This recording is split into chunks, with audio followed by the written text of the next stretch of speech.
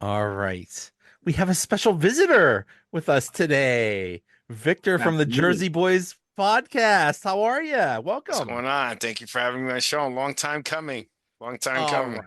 All right. You guys have your own shirts. All hmm right. And I have words for you. Darren, we need shirts. We We need need shirts. we need We need podcast shirts. shirts. I am We very do. jealous. Yes. Thanks to Santiago. By the way, this is non-alcoholic, just so you know. Okay. Okay. Same here. Okay. Yeah, same here. Um, I'm just all telling you, right. mine is. Let's talk about Steelers Browns, even though that seemed like after this weekend, that seemed like 2 years ago that when that game happened on Thursday. Um, Going back before the game, what were we thinking about the Steelers' chances in that game? I Darren? guess, for me, statistics do still play a large thing. I didn't have a lot of high hopes. Number one, we talked last week. I re-listened to the podcast just this morning, and their record after, and Ravens too, actually, for that matter. So it'll be interesting to see how Monday night plays out. The Steelers and Ravens records after playing one another is horrific. I mean, they lost the majority of the games. Steelers going into a Thursday night against a division foe were 2-8, and Tomlin or 0-8, and Tomlin was 2-7 or 2-6 lifetime on Thursday night. So, and they just found a way to lose, and there you had it. We have a thing here in Pittsburgh, Victor, where we say it's a Tomlin trap game has become a term. And Joe, I thought it was kind of setting up that way, and that's how it went. Yeah, yeah. Victor, did you think the Steelers had a chance? Dude, I had them winning the whole time. There's no reason for them to lose that game. Like you jinxed them yourself because I did. it was the I did. first quarter. You were already freaking out.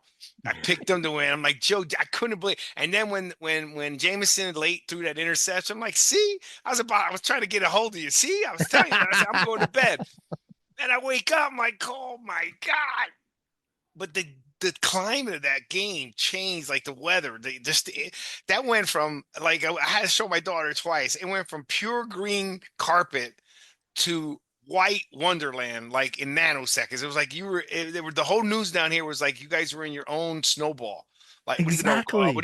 you call those things? Snow Snow globe. globe. Snow globes. You were in your own snow globe. It was. I mean, my wife goes, "Oh my God, why would they be playing?" I go, "Man, I would love to be there." Yeah, Yeah. How pretty was it? It was That was so really awesome. You're pretty. prepared for the cold, so it's not a matter of that. It's just snow.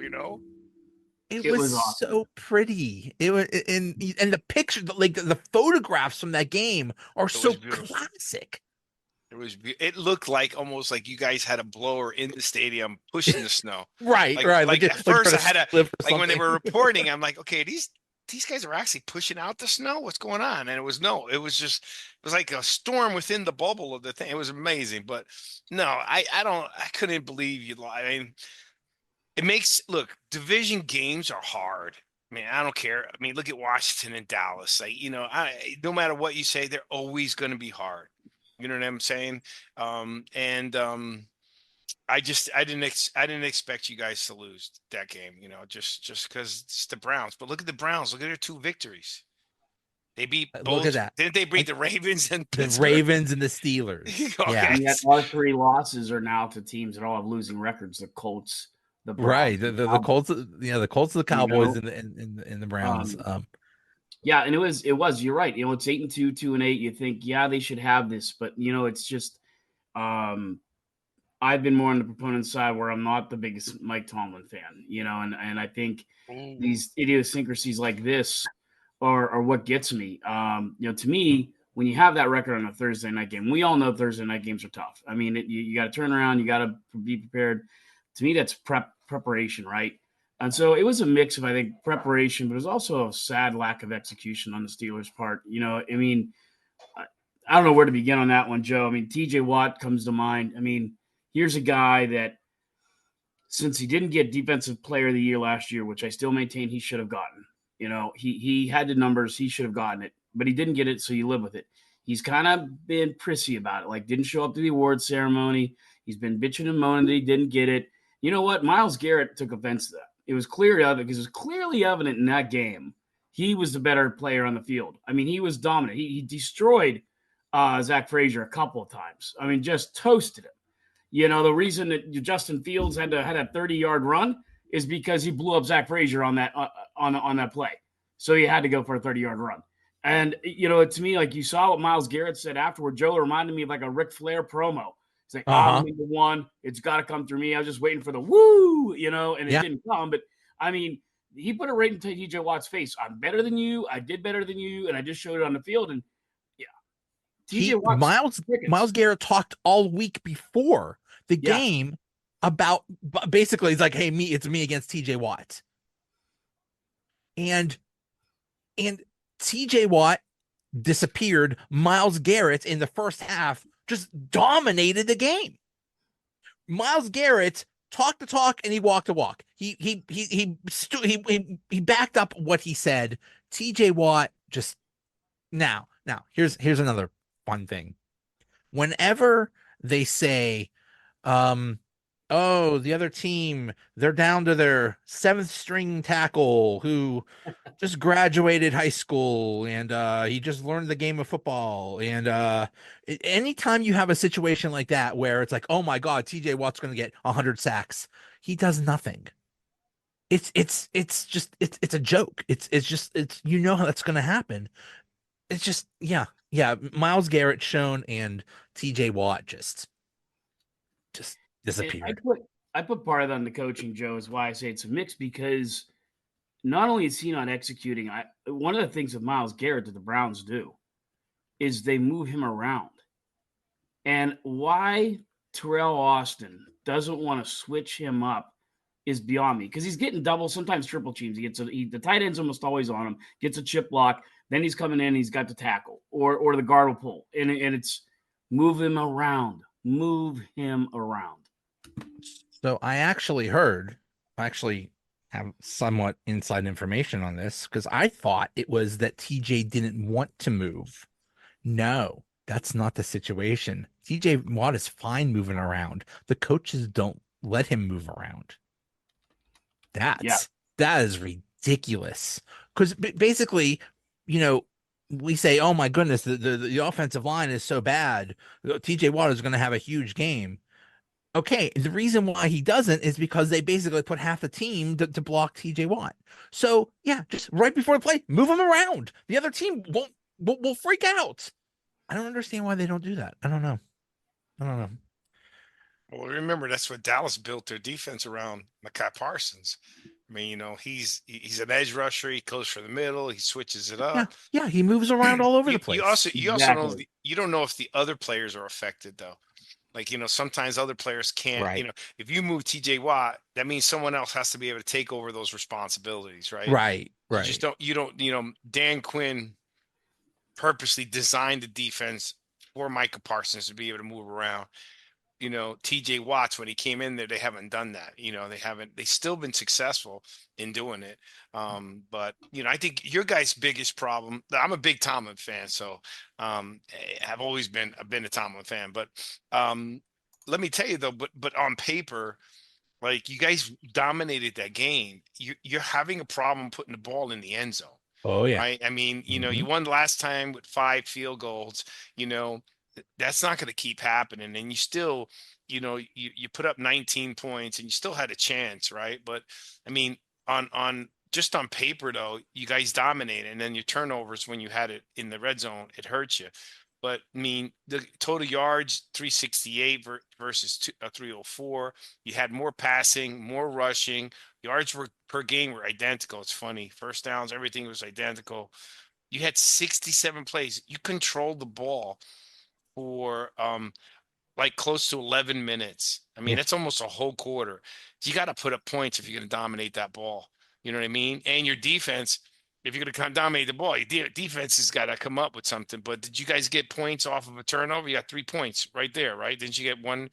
You got the Russell Wilson. You guys give There up three was points for Russell there Wilson's was fumble. yeah, Russell Wilson had a fumble. Yeah, I'm not sure whether they scored off that. The Steelers got a couple turnovers. They had that interception. They had Mhm. they caused a fumble, I believe. So, um And Yeah, you can't shank that punt. When he shanked that punt, that was a horrible punt. horrible timing of the worst Yeah, possible time. And that punter's been good all year. And he just, yeah. oh man. So But it you know, was I think like Victor's. Darren said, the record after playing division, playing the Ravens also added Thursday night record added. I mean, football is everybody, we're all superstitious, right? So I'm just saying to you, in paper, you guys won that game, but but the problem you have, and everyone's been talking about it, is like red zone offense, and you got to score points, man. I mean, you got to put up Russell. You're not there to put up field goals. And I Right. did like that package they did for Justin Fields. I mean, even though whatever, Darren, maybe that's the reason, but it's nice. It's got to be a little scary for you don't know what's going to I happen. Yeah, You but know what I I'd mean? be more comfortable with that package if they're in the red zone inside the 5. I'm not sure I yeah, like it at the 40. yeah, Okay, I like Fields being in there. I don't think you're wrong, but I'd like to see it closer in the red zone because then it's more of a problem for defense, right? It's more of a weapon. It's more of a guy with speed. But that's exactly right. I mean, Victor, you hit the nail on the head. You can't. First of all, 5 field goals is not going to beat Cincinnati this week. Oh no. Joe Burrow is going to score. It doesn't matter who your defense is; he's going to score. And yeah, that's the problem. The offense was a big problem. The defense, I mean, everything was really a problem. I think the defense. You do the NFC East. You said in your podcast that Cowboys game was the same thing. They did enough in that fourth quarter. The offense put them ahead finally, and then it was up to the defense to stop them on the last drive of the game. Didn't do it. Didn't do it Thursday against Cleveland. Offense gave them a chance. They came back. It was a nice comeback. A little too late, but then, yeah. the Justin Fields thing, they need to figure out. Yeah, he had some good plays. He had that big run or whatever, but also he only threw once. Um, yeah, I think he would be perfect like inside the 5 or inside the 10 or something like that. I think that's a perfect place to deploy him. But but I think the problem is he's a quarterback that needs to be in there. Like it's very hard to tell a quarterback to just throw him in the game like cold. I think that really hurts him. I think even Justin Fields even mentioned that. Like you gotta warm up. You gotta get into the game. And for him to just be in there 1 or 2 plays, it's very disjointed. And even I think when Justin Fields was out there, I think the Steelers had like some kind of procedural penalties or something like that. Like Mm. you gotta tighten that up. If you're gonna use him, you gotta use him effectively. Hey, Yeah. look, but he's a professional quarterback. So Brock Purdy's going to get paid, from less than $1 million. There's going to be a Disney movie about him. Okay, he's going to be going from making less than $1 million that you and Byron say he can't afford rent. You're making $1 million a year, okay, and to 40, $50 million. So that's a guy that came prepared, right? So Justin Fields wasn't Mr. Irrelevant. He has to come prepared. You got to remember the concept of, at least for me, the concept, and obviously you guys are Steeler fans, but Joe, I watch it quite a bit. Um, the concept for the Steelers was, having Russell during preseason, not, and having snaps and then putting Justin Fields in packages and going back and forth. But man, he also got 6 games in the offense. Yeah. So running it, and he went 4-2. So look, with all due respect, he's got to be ready. Number one. Number two, yes, I agree with putting him in the red zone because you need some kind of help. And look what happens when Baltimore lost that game, right? That I just said, why were you going to the left, right? When he should go to the right as a right-handed quarterback. Remember that, Joe? Okay. Right, right. But that's an example of a running quarterback on a 2-point conversion that they have him in the game. That's how it goes back to what you were saying in the red zone. Now you got a problem. Look at Jaden Daniels. Jaden Daniels had no problem scoring that 2-point conversion, right? To get the game within the field goal, right? Justin Field has that ability, and you need something in the red zone. Your red zone offense is really bad. The beauty is you're not turning it over like Daniel Jones, right? And I feel bad for him now, to be honest with you. But my point is you're not turning it over, but field goals ain't going to cut it in the AFC. I mean, you're right. Against Yeah. Burrows, do you know Burrows has 10 or more touchdowns than Josh Allen, who's already #1 in MVP voting? I mean, Burrows It's a is playing shame. lights out. It's But a shame that they might not even make the playoffs, the Bengals, yeah, because Burrow might be that's the best quarterback in the league. he's playing the best way. And then the last piece of saying, I didn't think that was a bad move having Justin run the middle field because when I saw it afterwards, I thought it was smart because of the conditions, right? If he could run on that, it's hard to tackle. Right. Yeah. So now you have to adjust. Oh, shoot. Justin Fields is in. Now you got to remember everything you try to practice for. You weren't expecting him to come in. So it wasn't bad testing it. And if you can get that kind of yardage, on a snow day, take it because it's hard to play. Man, those catches, those passes in snow, I was impressed both sides. Yeah, both sides had some amazing catches. Yeah. Yeah, yeah, yeah, and I agree with that. I just feel like, who's QB1 here? And I can't imagine Russell wasn't even a little bit like, okay, we're going to bring this guy. I got it down to 3rd and 1. We're going to bring this guy in. And the run game hadn't worked that well up until that point. They only had 80 yards rushing. Yeah. The offensive line did not run block well. And you're also That talking about a hurts. guy They didn't pass block well fumbles. either. This guy's Fields has 6 fumbles. The Steelers were very lucky they recovered 5 of them. So again, I think it has its place, and they needed to try something. But it's a good point that you made about the choices that they're making too, because I can't figure out, Joe, for the life of me, why in the world they're running fade routes to Cordell Patterson when you have Mike Williams, who was absolutely a ghost in this game. I mean, why do we get Mike Williams? He's the Why? guy you want to throw a fade route to. It's 6'5" in the corner, and not Cordell Patterson. I don't understand. They traded for this guy, and then he's barely played. I don't understand this. I just don't understand. I don't care if he doesn't know the playbook. You just say, okay, this is the play. Mike, you do this. That's it. That's like, I don't He knows the fade understand. route. He knows the Yeah. fate route. Yeah. That's Yeah. yeah. You know, yeah. Just It was I like don't. Plexico Burris with the Giants. Uh-huh. We just threw the And ball Plexico up. Burris with the Steelers. We just threw the ball up. Yeah. Oh, that's right. I forgot. We just throw the ball up. He's 6'5" receiver in the snow. I'll take that against a defensive back 6'1", 6'2". Exactly. I remember Every single watching time. we watch him at Michigan State when we go to Penn State games, and he just run either 15-yard flags or a 15-yard slant or fade. That's all he did. And you couldn't stop him. Yeah. It was hard to, let's put it that way. And you need Najee Harris. He's got to run. Like, I mean, you got to get him. He's got to open up that run game. That changes your whole dynamic. But the bright spot is for you to control the game that much without a run game. It's pretty good. Yeah. Right. But you got to get that. You got to put up. You got to get 6s, man. You gotta convert. Everything that you said is right on the paper too, Joe. The thing that stood out to me and Victor was they killed him on 3rd down. They were great on defense, but the Browns were 4 for 4 on 4th down conversions. It's crazy. Yeah. Like, I mean, it's like And 1 for 10 and 3rd down. Yeah, I mean, you did a great job on the 3rd down. On 4th down, wasn't there. Yeah. I don't know. The Browns played like they had nothing to lose, and they didn't. What do they care? Their season's over. What do they care? That was their It's like, hey, let's just championship go for it. game. That was your championship game. And look, you guys are gonna play them again. It's coming up, so you got to ball out. Oh, right? I tell you what, when Cleveland comes here, we are going to beat them. I'll bet the house on it. Steelers are going to destroy the Browns. They need to. You're getting late in the season. You got to That's start playing. true. You got to start playing better. I mean, You got to get some of those wins because it's nothing's. People were talking about, oh, the Steelers might get the #1 seed. They're like, well, we're not even sure they're going to make the playoffs at this point. That's not in guaranteed. I guarantee you they make the playoffs. Probably, yeah.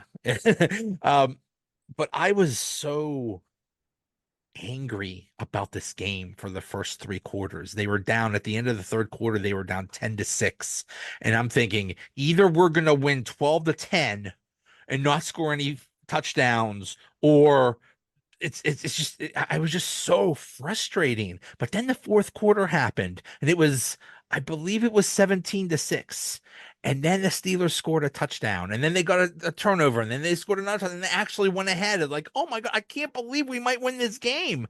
And then just at the end, it just collapsed. I don't understand. Winston throws the interception with like 4 minutes left. And you think, okay, let's just Let's just run down the clock. Let's just run it down their throats. And no, you only take like 30 seconds off the clock. You give it right back to them, and they drive down the field for a touchdown. That was just so frustrating. And then, you know, whether you like Tomlin or not, this was definitely one of his worst games in terms of managing the clock. Absolutely calling dumb timeouts. At the end, almost had no time to do anything to drive down the field. It was just not his best game. Can't hear you. Darren, you're on mute. Darren, what's happening? I'm sorry. They outscored them 16-14 in the second half, but there's 14 points they give up in the fourth quarter. The 14 points you can't give up. That's where I think, you're seeing the Eagles in some of these teams. If you notice in the fourth quarter, their offense is elevating and their defense is also shutting teams down, right? The Rams were hanging around last night, and then, Saquon went nuts. The offense went nuts. They were making some great possession throws to A.J. Brown and moving the ball efficiently, and the defense was making stops.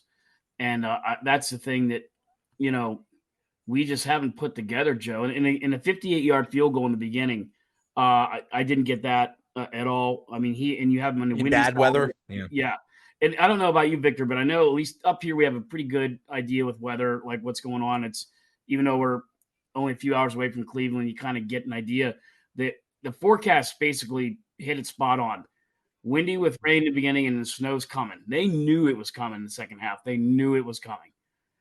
So to me, it's like, well, if you know it's coming, why are you trying a 58-yard field goal? I just don't know. 58-yard field goal is something you try in a dome, not in terrible Right. weather conditions. That's what Yeah, happened. I 'cause mean, you know what if one of those, say that. if one in the one quarter you scored one touchdown, you'd win that game. Yeah. Yeah. Yeah. Because you're not playing you're not playing from a different mindset, right? You know what I mean? I said to my dad in that part, Victor, I agree that, it was 10-3 at halftime, and I thought with this weather coming in like it is, that might be enough. Whatever this is going to end up being, that 10 points might be the difference. That might be it. And the funny thing is, and Victor, you were talking about this before, having a snow globe and having fun. So I think you probably saw. So the Browns are moving, right? They're moving 24 minutes south to like this kind of uppity area, and it's a dome. It looks a lot like SoFi, right? Which is a great stadium, but it's Cleveland. And so after Thursday night's game, the talk around here, and especially in Cleveland, the fans are really starting to raise a fuss about that being a dome. They're saying, how could you take that away? So the fans are now starting to make a ploy to say, we don't want that stadium you have designed. We want open air. One of the posts that went viral was somebody that took a picture of like as it was, when it was, when the snow globe was happening, and all the post was says F the dome. There is no way. How can you take away those elements? It is so awesome. And that's what makes home field advantage in a northern city so great, that you have to deal with the wind and the snow and the rain and the terrible conditions. That's part of football, people. You don't take that away. If you want to do that in LA, go ahead, go do that in LA. You want to do that in Arizona, go do that in Arizona. Not in Cleveland, not in Buffalo, not in New York, not in Pittsburgh, not in Detroit, not in places like that. You don't take away the elements. Well, think about the teams that have been successful, either winning championships or had successful seasons. Buffalo wants you to come there. Oh yeah. One of the top places to play in the elements is tough is Lambeau. Going there. You know what I mean? I'm talking about. I'm looking at winning teams. Buffalo. You got New England. New England. What about New England? New England, same thing. They want you coming up here. Florida, Miami's also the same. It's like they want you coming to the heat, right? You want to see how you handle heat. Wear a dark uniform. Denver has the weather. You know what I mean? You have to deal with the oxygen levels, right? Right. So I mean, I'm surprised. Like you would think that Kansas City's got the weather element too, right? So, but I'm just trying to name some of these teams historically that have been tough. Going into Giant Stadium when they're winning is tough. Going into Philly, you know what I mean? Going to any of those stadiums in wintertime. You don't know what you're going to get. So I'm surprised that they wanted to get a retractable one, but for rain, but maybe not for snow. Like let it snow, baby. I love everything you just said, and that leads me into this, Joe, which killed me. And Joe and I, so Victor, to age ourselves, Joe and I are very close in that age. So we probably go back like vivid memories, Steelers, very into Bradshaw's career. We remember the Mark Malone years. So we go back to the early to mid 80s in our football knowledge, right? Joe, tell me a time that a Steeler, any Steeler, I don't care if it's Frank Pollard, Bettis, whoever, complained about the snow, because one guy did, and that was our friend, the wide receiver, George Pickens. And to Victor's point, and I love it. I mean, he set this up so great. To Victor's point, what are you going to do if you do make the playoffs and you got to play in Baltimore or New England or Buffalo, Kansas City, even if it was the Jets, right? All these teams. Pittsburgh. There's snow there. Yeah. If it's a home game, Baltimore. there'll be snow here. The whole conference has got weather issues. So why would you say that? I mean, the kid every time Pickens, we think Pickens has matured, he just says and does the stupidest things ever. Did you see what else he also says? Like, we know we're better than Cleveland. Bro, you just lost to them, man. Whether you're better than them or not, you don't say that, especially when you're going to play them in another couple weeks. The scoreboard doesn't say it. The scoreboard doesn't. Everything that just happened 10 minutes ago says that you're not, and you're running your mouth that you are. Exactly. And I don't get, and I rewound that like 3 times to watch it. He's basically fighting with Newsom while the ball's in the air. He didn't give it. It's like he didn't even try for that Hail Mary. Right. Like, that's the guy we need to go up and get the ball, and he's fighting. Yeah. So now what's interesting? It may be Cleveland, though. Remember, they've been losing for so many years that maybe they just decided, we've had enough. If we're gonna lose, I don't want to lose in the cold, in the snow. I don't know, but I still, you lose all advantage, and you need it, Cleveland. You need the advantage. Jameis Winston never played in a cold weather game. Ever. I think he came from Florida State or something like that. Then he went to Tampa, Florida State. Then he went to New Orleans. He never played in the cold weather, and he loved it. He was like a pick and slump out there. Yeah, he was talking about the post game. He was talking about the snow crunching under his cleats and how he never really had that before. I mean, it was like a dog that's never seen the snow before. Yeah. I think he dove into the snow. Yeah, he did. He made snow angels. Because he's a big dude. Yeah, he played pretty good. He's a good guy, and if the Browns were smart, they would have started him immediately and forgot about that Deshaun Watson crap. If they started him immediately, the Browns would be in playoff contention right now. Yeah, he's been playing some pretty good ball. He's interesting. He's interesting. He either makes a great throw or he makes a great throw one way or the other to his team or to the other team. So remember, he's very exciting. He was like 30 for 30. 30 for 30. Right, 30 touchdowns, 30 touchdowns, 30 interceptions. 30 touchdowns is impressive, but no drop balls there. Somebody's picking it up. When his completion rate was high. When it comes to interceptions is a bit of a challenge, but I think you'd be all right. I mean, losing to can't complain too much when you lose into a division rival, because division games are always tough, man. I mean, I don't care who you are. It's you don't want to well, they're not the same division, but you want to win your division. It's the bottom line. Yeah. And their goal, they've already beat one. This is like a championship. They're 2-0 against the top 2 teams in their conference.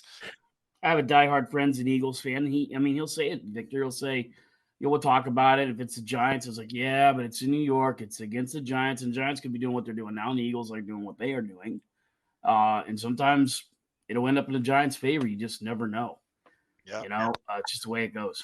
The Browns would hate. I'm sure the Browns really hate the Steelers, but they have to really hate the Ravens. They literally took their team. They stole the team and moved it. That's the Ravens are the Browns, really. Yep. Browns versus Browns. Yep. Mm-hmm. But now the Steelers face the Bengals, who are 4-7, and basically have to go on a 6-game winning streak to make the playoffs.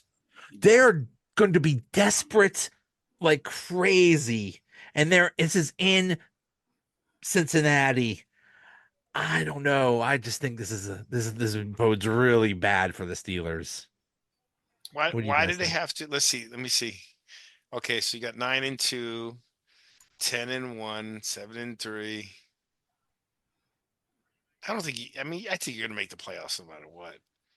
Probably. It's just But that the I, Bengals. I just think the concern is going to be the true test is going to be this Bengals game Yeah. because this is Jesus. You guys went three straight conference games. since Oh we my lost goodness. the They Cowboys, we won 5 in a backloaded row. the schedule so that all of the They're doing that to the division games Giants are too. at the end. I don't like that, man. It's That's too many. crazy. Yeah, let's get one of them out. Yeah. Yeah, like we Um, had to play Cleveland on Thursday, yet the Ravens get almost a whole week off because they play on Monday night against the Mm-hmm. Chargers. Mm-hmm. right.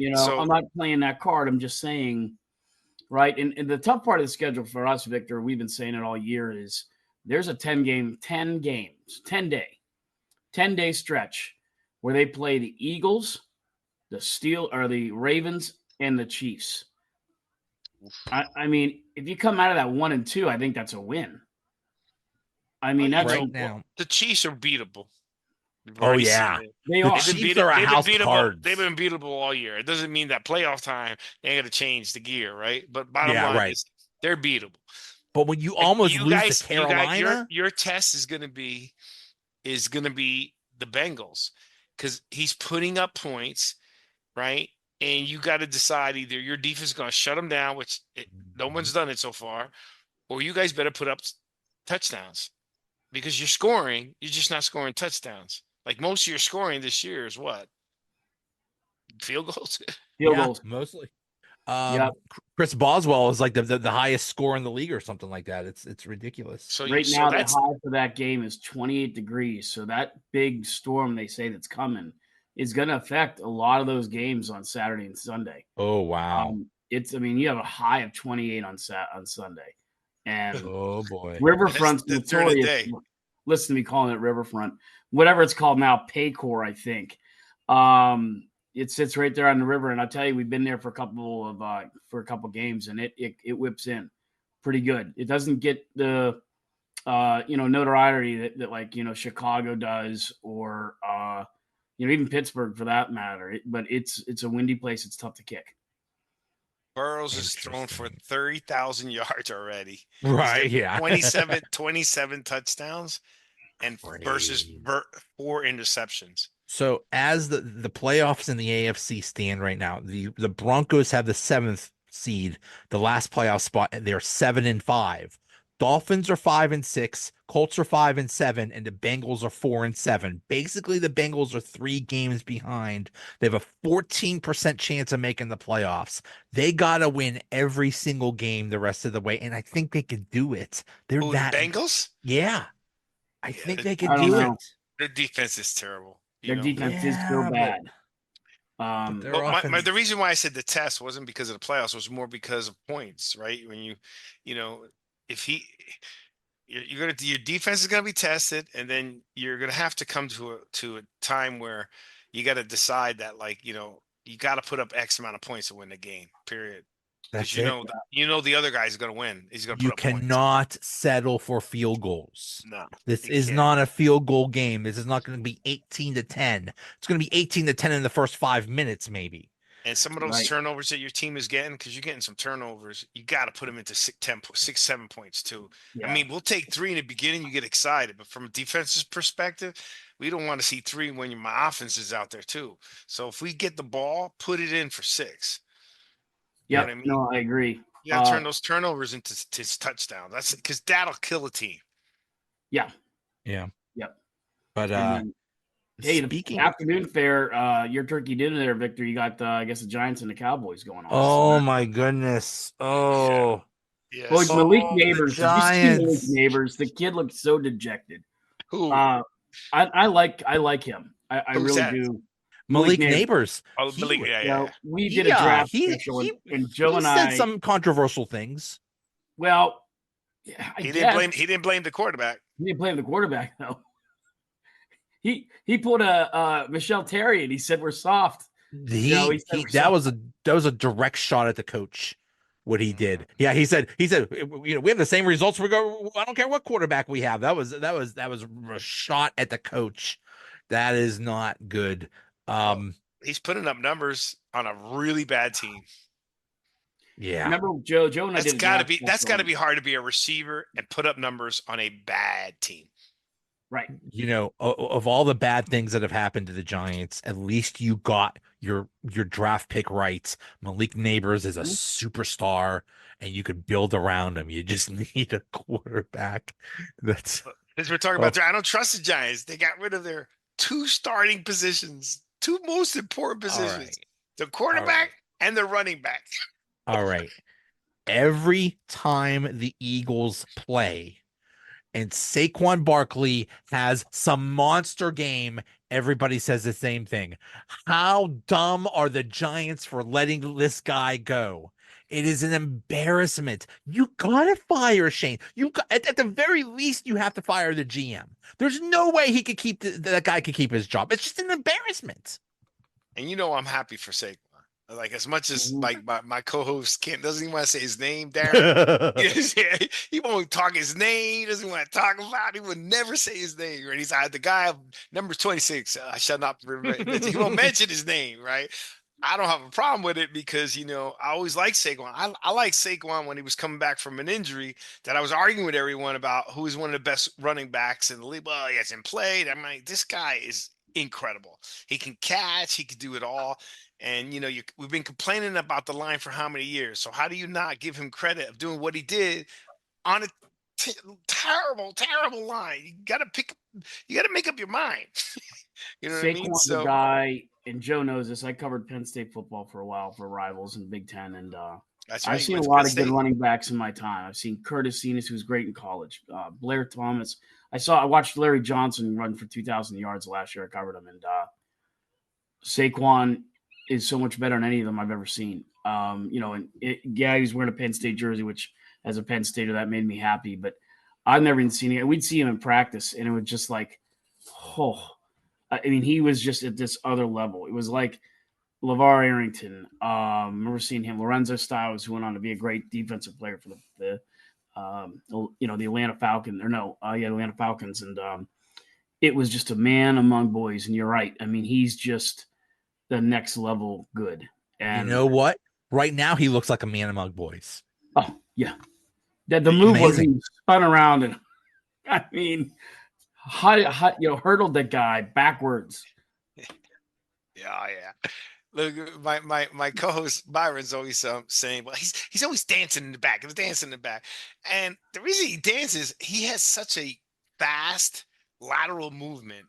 Like when he gets that jump and gets a little bit of open space, he's gone. He's He's breakaway. he The was problem with the Giants, he was dancing because he was in one hole. exactly. There was the He went, offensive oh line was no, so bad oh they weren't dude. blocking He, for he him. should have got credit for the time, how long it took him to tackle at the line of scrimmage. Because there's one thing you hand off the ball and he gets hit the line of scrimmage and the game plays over, right? It's another thing you hand the ball guy and the guy's not tackled yet and he's just looking for a crease, right? Yeah. So those extra seconds should count like for like a bonus, right? Because that's saying you can't bring him down as close he is to the line, right? But once you give him a crease, because Byron says, "Oh, I look how many yards is he gaining?" And my co-host is always going, "Oh, but he had a big run." Dude, he's had a big run on every Yeah. time he's had a Yeah. lot of yards. That's his It's game. crazy. Yeah. He's breakable. He has breakaway game. That's what is that punch. Now I'm starting to believe in the Eagles. Remember, I said Joe, I want to see two back-to-back wins, right? And the fact that they're giving Barkley the ball more. And Darren, I wanted your opinion on that. When you guys played the Ravens and you won that game, what were your thoughts on them not giving the ball to Henry in the fourth quarter? Like You 0 times. you always coming from where we come from, Chuck Noll always had the philosophy you have your best players on the field to win a game, and that's I just didn't understand how. I know he didn't have a great game, but sometimes guys just you have to have him on the field, and you have to have him on the field. You're I overthinking it by not having him on the field. Like look, like if the Chargers were ever back in the day, there's no way they never would have had LaDainian Tomlinson on the sideline in that situation. There's just no I way. I think that might be the Ravens' Achilles heel is their coach. The only thing that could stop Derrick Henry is Harbaugh. Mhm. That's it. Otherwise, Derrick Henry is unstoppable. And look what you have with the Ravens. You have basically an unstoppable 1-2 duo with Lamar Jackson and Derrick Henry. Look at the Eagles. You have an unstoppable duo with Jalen Hurts and Saquon Barkley. There, I think I think the Ravens might end up in the Super Bowl, and I think it might be Ravens versus Eagles. I don't know. Well, let I me would tell you, think the so. Eagles got AJ Brown too. Uh-huh. They got Devontae Smith. I mean, they're loaded. Their Yeah, they defense are is starting. loaded. Their defensive backs. Remember, they got crushed last year in pass defense. Yes, they did. They tightened up that pass defense. They got a couple corners that are really good. So all I cared about is, I still felt there was stink somewhere in the locker room. And I think Barkley's changing it. Like literally, that he broke a record in this game. He had a chance to break the record against the Giants, his old team. And Sirianni went to the sideline and talked to him. He goes, "Hey, look, I want to see, I want to get you some rest. Or, are you okay?" Like Sirianni went to talk to him to ask him, And he goes, "I know you got the record." And Barkley's, "Nah, man, the other guys need to eat, right? Give him some runs." Yeah. So he's He changing could that. So he so could they're have been back all to about back wins. himself. He Now he I'm could have been swaying all about more his for stats. Yeah. Just for Eric. Exactly. Yeah. He's not about stats. He's not about anything. So, like I said, I'm happy for him. If there's one bright spot, and then who is it? One of the who is it? One of the sportscasters today were saying the Giants had a great weekend. Saquon Barkley, he gave his stats. They gave Xavier McDaniel stats. They gave another guy. Like, it Oh, was like they gave like all these ex Giants that were performing. He was like, "Look, they had a great weekend." Oh, you mean the little Giants? No, no, no. That's a different. It was so what was funny. it, Joe? Wasn't it like I want to say it was maybe the Red Sox Cardinals World Series, and it was insane. Like there's maybe 8 former Pirates I was just gonna say, that yeah, were that's in that always World that's Series, how the and Pirates are. You just root for them when they're on other right. teams. I mean, Yeah. and they all bid on the Pirates like within the last 2 years of that World Series, and everybody's just sitting there losing their crap because Yeah. I yeah. know this will never happen, but if it would be very funny if Daniel Jones signs with the Cowboys and plays against Oh, the Giants on Nah, Thanksgiving. I think he's gonna. What I've seen is, or seen the root reports out there. He should be. They should sign him as a backup to a playoff team. I mean, the kid can throw downfield. I Why mean, not? look, he's a good kid. He left out in grace, I thought. A lot of people are giving him crap for what he signed and that he should this and that. And, there's some crazy reporters out there making some names, but look, the guy was a stand-up guy. He didn't blame anybody. Okay. He got paid what he got paid. That's it. That's the name of the game, right? Because if any of those reporters had a chance to make that money, I would have no problem taking it. Yeah. well, Right. So Yeah. Mad so Dog he would be a Russo, good backup. He would be a good backup if Miami makes it. He would be a good backup in Baltimore. I mean, think about it. Thinking about the player teams that can use a decent backup, right? Even Yeah. if it's for a year, he's getting paid, right? So even Yeah. San Francisco, look at San Francisco, They could right? use him. Yeah. Kyle Shanahan could right? put him in there. So, I think he's got a better shot of getting signed. That's probably why I wanted to release, and they released him so he could sign with a playoff team. Yeah. There Because he was I has I don't. saw Mad Dog Russo, Victor. Just want to get as your a 2 cents backup. on this. Yeah. He was saying that when they put him in at safety the other day, That a was lot that of was the, disrespectful. a lot of the players took, homage of that. Didn't like that. They thought they were disrespecting him, and that's where they a couple players were making shots at the coach, and that didn't go over well in the locker room. Is what he was saying. He was told. I don't know if you heard that or if you see anything about that, but I thought the same thing. Like, really, you put the kid in at safety, I don't think it was the plan to release him. I right? don't think that was the plan. I think they were just going to keep him on the bench or keep him as the fourth string or whatever. But the way things went down, it kind of sounds like Jones went to them and said, "Could you just let me go? Because He this did, is ridiculous." but after they put him, he did. We don't know if it's because or not, but after it was after they put him at look team safety. So my opinion on that was disrespectful. I don't think Yeah, they should have done that. He had a C on his shirt. You don't do that to a guy who had a C on his shirt. it's a He never captain. No, Yeah, complained. He was always a stand-up guy. That's an organization in disarray. You're losing that locker room because you did it to your guy that you paid all that money. What would you do to me? Exactly. Right. Okay, meaning, and that's every other 50, what is it, 56 more players on the team, right? Or is it a 53-man roster, 52? Either case, that locker room's got a problem. I mean, The, that's why Malik Neighbors is upset. Like, guys don't like that stuff, man. No. That's still their boy. You know what I mean?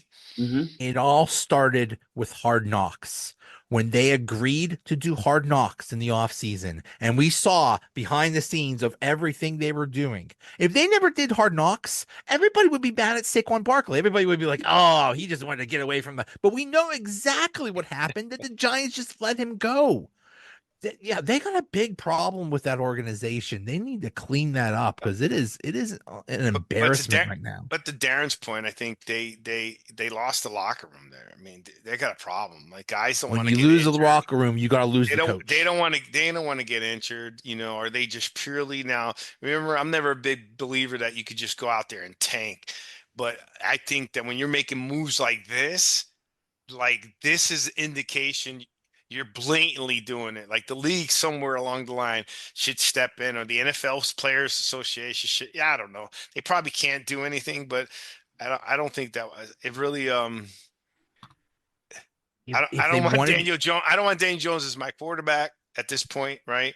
But I still respect the guy for what he's done, right? yeah, And I yeah, don't think they shouldn't have done that.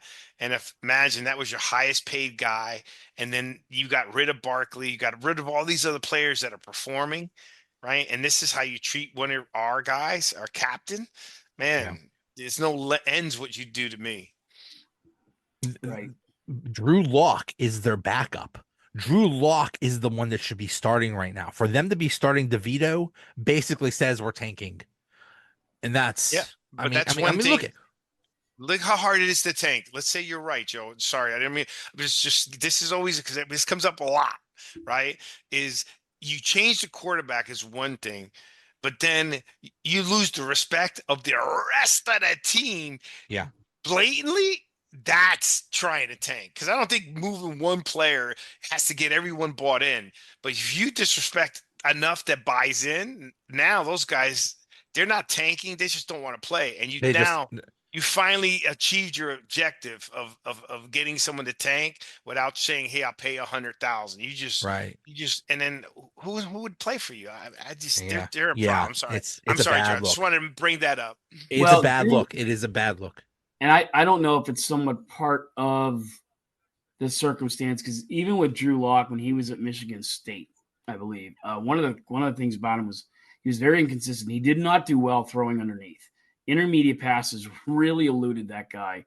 I know there was one game I think we picked him up. Penn State picked him up like 3 times on intermediate routes, and he's a little bit like Jameis Winston without the accuracy. So can he throw it 70 yards? Absolutely. But I mean, he's kind of the opposite of Danny Dimes. There's not a lot of accuracy there in the intermediate routes, which if the Giants have been able to get a sense of offense, stabilized and moving down the field, was some of those intermediate routes, and he's not good at it. So I don't know if that could be something where they're going with DeVito because he's a little bit more consistent there. But yeah, Drew Lock is notoriously bad on intermediate routes. You never know. I think they go to DeVito because, they got to have some light up for the Giant fans there, right? He's got a good story behind them. So if they can get any positive out of the stuff that they're doing, I think that's what they're trying to get. You know what I mean? Um, and it goes back to, literally trying to tank. And, Byron brought up a good point. Drew Lock may only be making like 5 million or whatever he's making, but he's probably got heavy incentives in at his level. So if he plays X amount of games, if he throws X amount of yards, right? You remember they got rid of Daniel Jones for the injury clause. Yeah, Everything they're doing seems money oriented. You know what I mean? So there's other reasons of not playing lock, right? Mm-hmm. And so they're saving money, and then they're also tanking. So it's like, I just don't believe you can get a lot of players to tank, right? But I think an organization can make it so dysfunctional that those poor guys don't want to play, and then you got other guys that are playing for a check, so it's hard. right. You know what I mean? Yeah. You got guys that got to, they may be on the depth chart of just specialty teams. So if they get a Eh, Yeah. chance to play their position, they're gonna Yeah. have to ball out. yeah. Oh, It's in a fact, shame. he went to Missouri. He didn't go to Michigan State. My bad. Um, It's just a shame that the Giants are a proud franchise, Yeah, and we're talking about them like it's a joke, and it's just sad. They need to you know what they need. I think it would be perfect if Bill Belichick was there. If Bill Belichick, because Bill Belichick is basically a disciple of Bill Parcells. yeah, Would you like if Belichick showed ran the Giants, Victor? For sure, Yeah, dude. We've won on defense, right? And our defense is bad. They were looking pretty good in the beginning of the year, but we got line issues. There's a lot of things that are going wrong. The thing that I wanted to say about the Giants is that we've been always a stand-up organization. You know what I mean? And so this just throws mud for on sure, that feeling. You know what I mean? for I'm sure. not proud Giant. Like you can say whatever you want before, but the Giant fans, you're smart. You know what I mean? We're good people. Blue Mhm. collar, good people, and I've always had respect for the mayor and the organization. I've lost some respect for them. You know what I mean? So Joe that's would where tell the you, extra damaging piece. You're talking about fans being upset. You got fans that don't even like the Giants, don't like what they did. You guys, you're bringing it yeah, up yeah. because what's going on. You know what I mean? It's yeah, just terrible, there terrible. was a good amount of Giants fans at that Steeler game, and they were so much fun. And Joe would tell you that, us Yinzers, we like to tailgate very early, even if it's like a 7 o'clock or 4 o'clock game. We're in the parking lot around 8. It's when we're prudent. We'd be late for church, we're late for everything else. But a Steeler game, we're way ahead, right?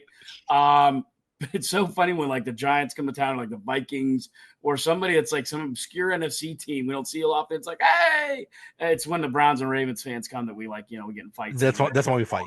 Yeah, but no, the Giants fans couldn't have been any nicer. I mean, what a class group of guys that we hung out with. I mean, they were just a good bunch of dudes. Yeah, we Uh, have fun. We like to have fun. We like our sports. We know our sports. yeah, We're also yeah, objective fans. We're not fake believers, right? Like, right. this is gonna happen. But so anyhow, Yeah, that's really the situation there. I'm just disheartened and embarrassed. I think again, I Look at Geno Smith, man. Geno Smith, I didn't even know he was playing until 6 years ago, right?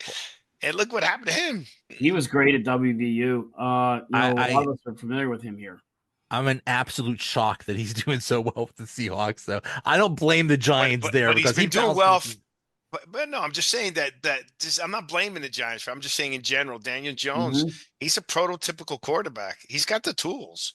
Height, You arm, know, yeah, he's just When got to be, yeah, but probably for a backup, right? Until he's got enough time, because which he's I always he tell. makes bad decisions. Yeah, he'll be a backup somewhere, and then he'll get his chance again. And I think he will succeed in the league. Yeah, it's just I could see it's him being a comeback story somewhere. yes. Yeah, Right? go to the But yeah, like Cardinals. Alex Go, Smith, like guys that fell off the planet, you didn't even yeah, think about, and then all of a sudden he gets under the right coach, Sam right? Darnold. So Look at Sam Darnold right now. Kurt Warner. exactly. Yeah. Well, yeah. Kurt Warner. That's a bit of an That's a insult because different. he was terrible with the Giants, and then he went to the Cardinals. Yeah, yeah, Yeah, yeah. yeah. No, it's funny. And that's why I always think it's interesting for you to probably hear me say. And I tell Joe because I still work to this day in the sports industry, and there's not a lot of people do what I do, but we'll get together every year, and there's a bunch of us from around the country, and a lot of them, the Cowboys guys, Cardinals, they all come to me. We do anything to have Mike Tomlin, and I'm sitting there. Pittsburgh, it's kind of 50-50 on the guy. Either guys or girls really love him, or they're like, he hasn't won a playoff game in 7 years. They throw all the negative stats and like, yeah, he'd be fine if he's gone. And I think it's one of those things where if Mike Tomlin was fired tomorrow, he'd be hired by Saturday. He'd be hired by Friday night. I mean, That's somewhere without yeah. question. And here's the thing. I really feel like, say the Steelers bomb again, they don't win a playoff game, and that could be something where Mike could be gone. If they don't make the playoffs the next 2 years or advance, he's probably done here. And I feel like he would go to the Giants or the Dolphins or wherever he'd go. And I think they'd be immediate contenders. I think he'd do very well. And I just think it's sometimes maybe, I don't know, Joe. I've said that sometimes here. Maybe he's just been here too long. Yeah. I don't know. Yeah. Whenever I talk about Tomlin to people outside of Pittsburgh, they're like, "What on earth is wrong with you? How can you say anything bad about the guy? Mm-hmm. The guy is amazing. The guy is a god." But, to a Steelers fan, it's like, "Hey, we haven't won a playoff game in how many years? Like, Yeah, No, this I agree. this regular season success is nice, but we're not doing anything in the playoffs.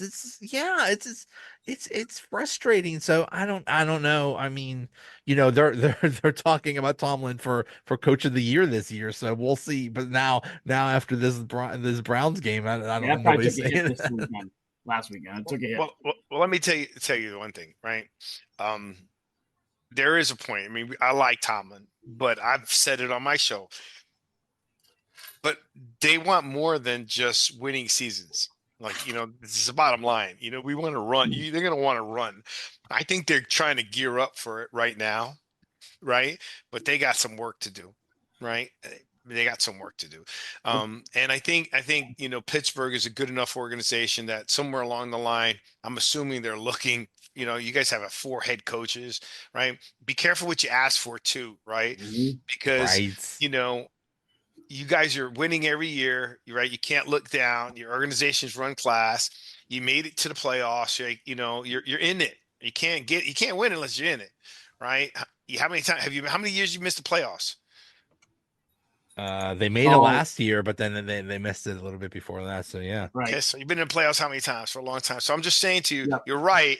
I think there's time that maybe just you need some new blood in there, right? But I know you guys have to be hunting for that guy that wants to sit and stay there, right? And Yeah. no, who's Yeah. available. there's so much truth to what you said because you can sit there and just start shooting from the hip at us and say Ben McAdoo and Steve Spagnuolo and Pat Schumer and Judge and Brian Driscoll, right? I mean, and we've been through 3 since 1969. It's Well, that's the thing everywhere. you How many know, coaches have gone through here or there. you know, look at the Giants with Dable. He comes in his first year, and I believe he was voted coach of the year. And he's viewed like, oh my God, this guy's amazing. Everything's wonderful. Well, now look at him now. Now he looks like one of those guys that are a good coordinator, but not a good head coach.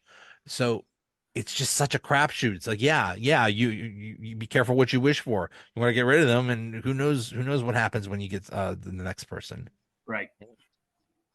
Okay. Well, I let's mean, talk about the Jersey boys. And you got to know, those coaches are probably thinking, how many of them thinking I want to be there for a long time, right? Right. It's usually a young guy, number one, right? The other guys, you're not gonna get Belichick for sure. You know what I mean? Yeah. Steelers aren't going to do that. Just Giants need Belichick, right? I'll take Yeah.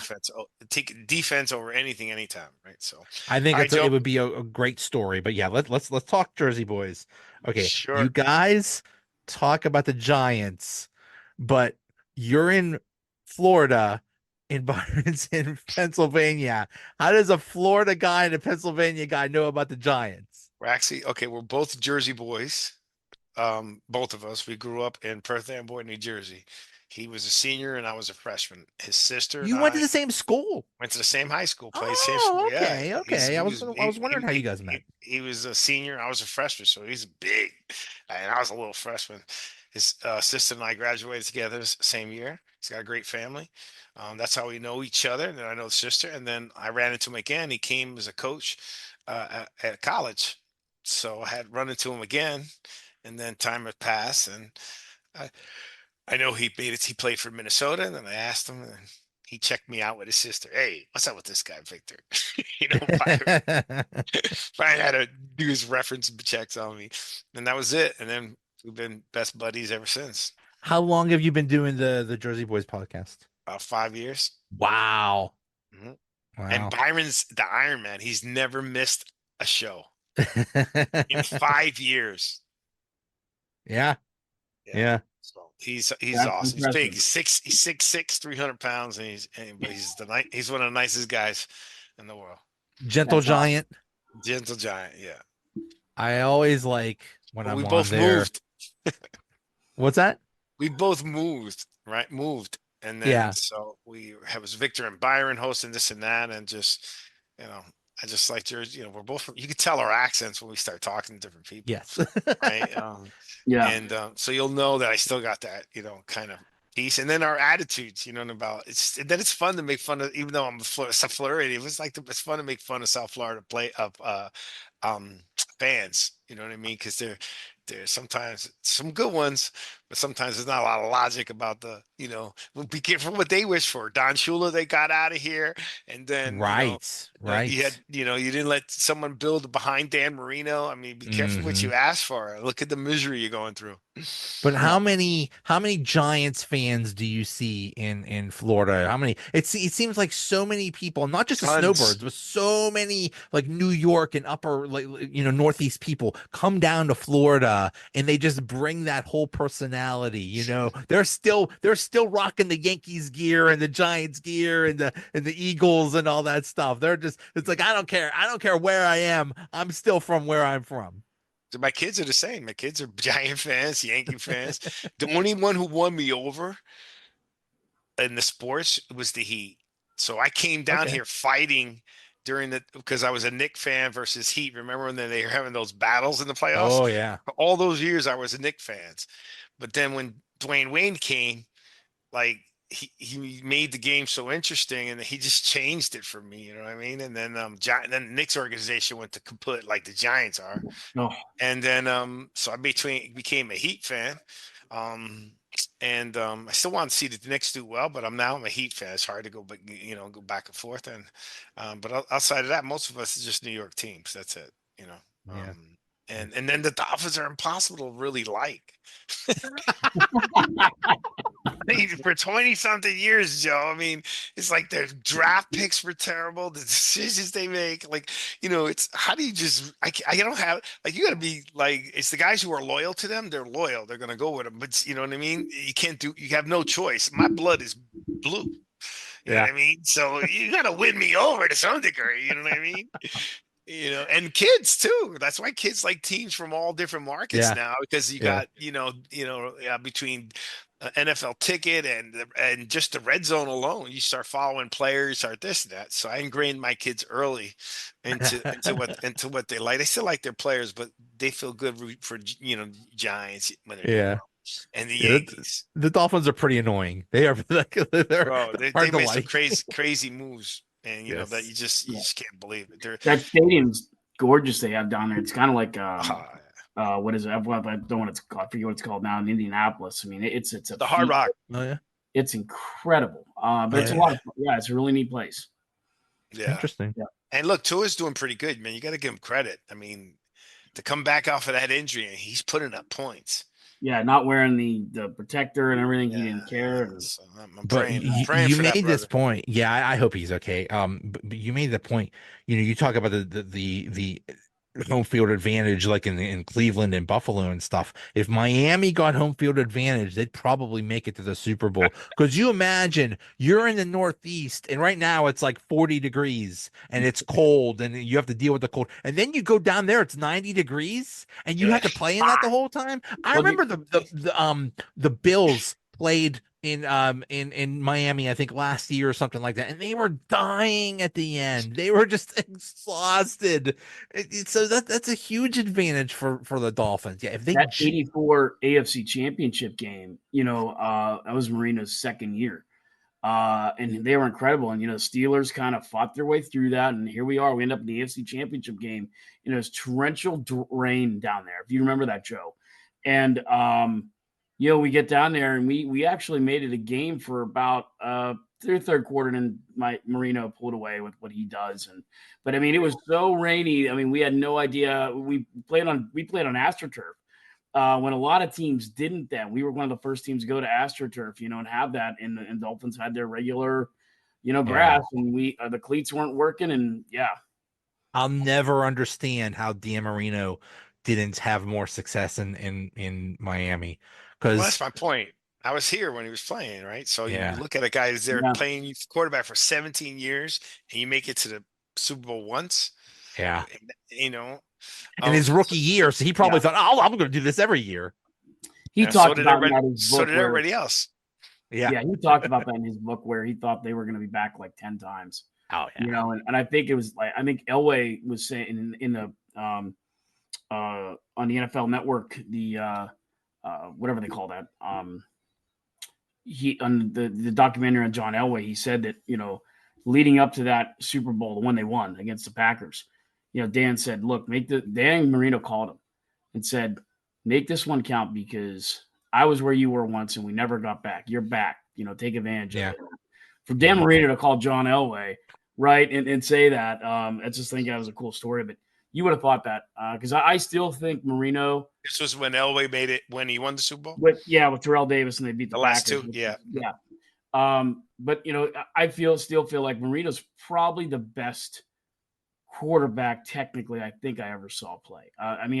His release is insane. Just never won it. And never went back. Never went back after getting. They just needed they needed a defense, but they needed a dang running back. They never really had a running back. They had Duper and Clayton, and that was just Marino throwing bombs. And you talk about it's funny now because it's like they talk about every quarterback has to be mobile. You have to be running. Dan Marino was the most immobile quarterback ever. He was a statue back there, but he had the quickest release. Nobody ever sacked him because he just stood there and just with a quick release and just threw it down the field. Duper and Clayton just catching everything, man. He threw darts. Yeah, He threw darts. He was probably the best thrower. But he didn't start until late in the season. Like, think about it. They made him wait. Mm-hmm. Wow. Yeah, what was that kid's name? Woody something? David Woodley. Yeah, David Woodley. Would have been with the guy because they were in the Super Bowl like a couple years prior to that when they lost to the Redskins. And then, a lot of people forget about that team. Joe Theismann won the Super Bowl that year. Dan Marino, Pittsburgh kid, went to the University of Pittsburgh. So when it's time to draft, the Steelers needed a quarterback, and they passed him up in 1983. And we still talk about that. We still talk about what a regret that is to not. Yeah. Hey, I got my Dan Marino jersey right here. Who they pick? They picked Ben that year. They picked a defensive guy. His name was Gabe. They picked Gabe Rivera. Gabe Rivera. They called him senior sack. Yeah, he was, and I think South Carolina Gamecock. I think he played for like 1 or 2 games or something like that, and he looked like the next Mean Joe Green, but then he got into an accident and got paralyzed or something like that, and then he was driving with Datsun. What did they call that? The 82 GTX or whatever it was, and 280Z. Yeah, he was driving so fast. He was driving down McKnight Road, which is a big thoroughfare there at like 98 miles an hour, and he actually hit so hard he flew out the back window. Wow. Yeah. He just. But Yep. Yeah, it's still something we still talk about it as what if the Steelers got Dan Marino? We don't just talk about it. Do you know what the Dolphins do? I wanted to tell you guys, what the Dolphins Stadium has it set up in their more early games? They have it set up so the sun is on the visiting team. Talk about having a competitive advantage. So they're playing in the shade where the sun is coming down. The home team is enjoying it. It's like, and that's like a 10-degree difference between. And you talk about a home field advantage, man. Whoever designed that stadium's a genius. That is so smart. Cool. You're on the sun side. And I'll bet the Dolphins insist on wearing white, so the other team has to wear like a dark color, like Jacksonville. Yeah, exactly. That's such a philosophy here, Victor, that really led to the Kenny Pickett pick. That the Marino thing came up so much that week, and they're like, "Don't do it again. Don't pass up because don't you dare pass it off." So I think Pitt in '82 in that year had the same record, didn't they, Joe? And like 2 losses, 1 loss, whatever it was. And they're like, "This is the next Dan Marino. You can't mess it up." And they did. Yeah. All right. Hey, Victor, thank you so much. This was so much fun. That was good. Thanks for having me on the show. Jersey Boys, Thursday nights at 8. Every Thursday. 8 o'clock, not like 8 o'clock. Adding it to my phone tomorrow. Oh, you got, especially when I'm on, because me and Byron, we gang up on Victor. I don't know. I don't know whether I do that, but that's my strategy. Is whatever Byron says, I just agree with him. Sounds like a lot of fun. That's awesome. Yeah. Happy Thanksgiving to you guys too. But I have to you too. Happy Thanksgiving. God bless you and your families. And I always got to remind these guys, pull the tapes. Remember when I said That's right. I called you Well, Russell I Wilson piece. I almost called you. I called what's gonna happen with Justin Fields. I was going to say, I almost had to change the name of this podcast to Victor Was Right, because Victor from like week one, it's like, why aren't you playing Russell Wilson? Russell Wilson, you should be playing Russell Wilson. And I'm like, no, maybe they should stick with Justin Fields. And then Russell Wilson, he's like, I told you.